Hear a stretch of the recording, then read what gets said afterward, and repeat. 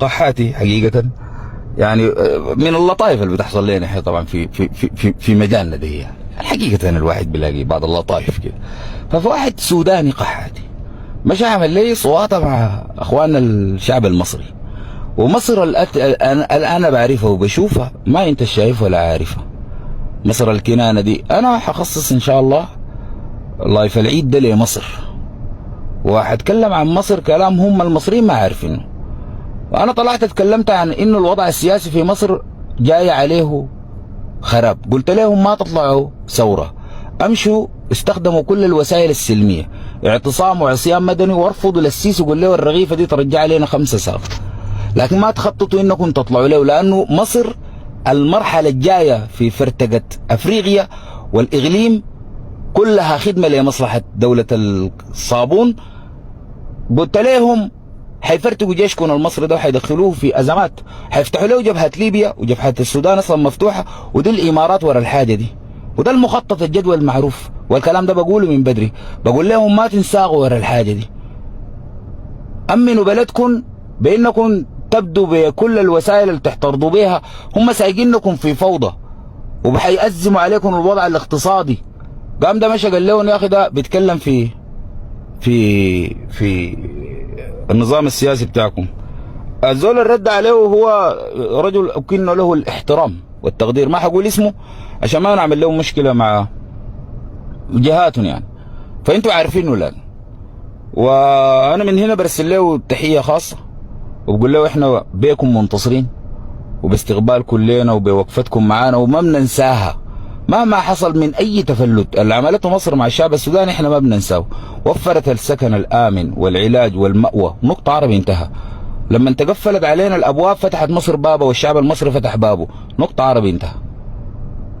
اي كلام في النص احنا بنسمعه. مشكلتي مع القيادة المصرية، مشكلتي مع السيسي ده موضوع تاني، وده كله دفاعا عن مصر وتنبيها للشعب المصري للكارثة الحتيجي. ف الزول كتب له تعليق قحاتي قال له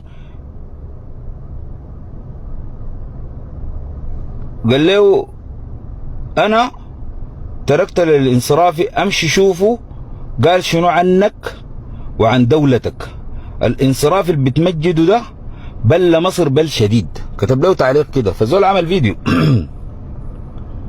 يعني احنا بنقول والله يا اخي ربنا سبحانه وتعالى يثبتنا على الحق ويجعلنا عند حسن ظن الشعب السوداني والمصري والعالم كله. احنا بنشوف رسائل تأييد من العالم بلغات مختلفة، بنقول لهم ان شاء الله بيكم ثابتين وبيكم منتصرين، والسودان حيقدم نموذج انتصار الشعب ووقفته مع جيشه.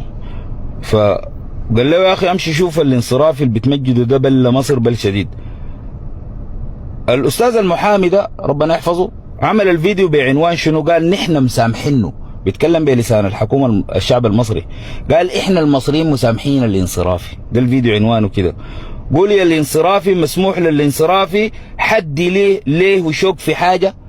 قال لنا الانصرافي ده ولدنا وولد الشعب المصري واحنا مسامحينه، ومن هنا بندي تفويض، قول اي حاجة يا الانصرافي.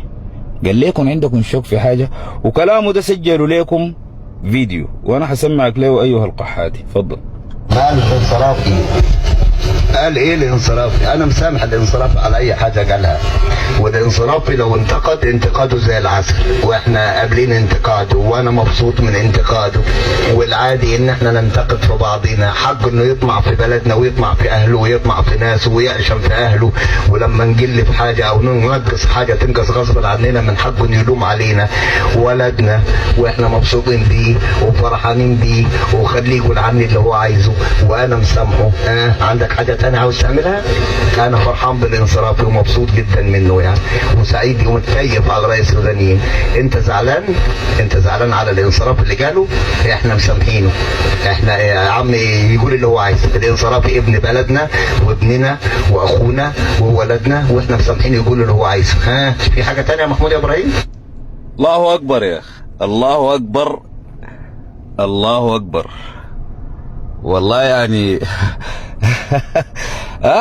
ما في كلام والله ما في كلام.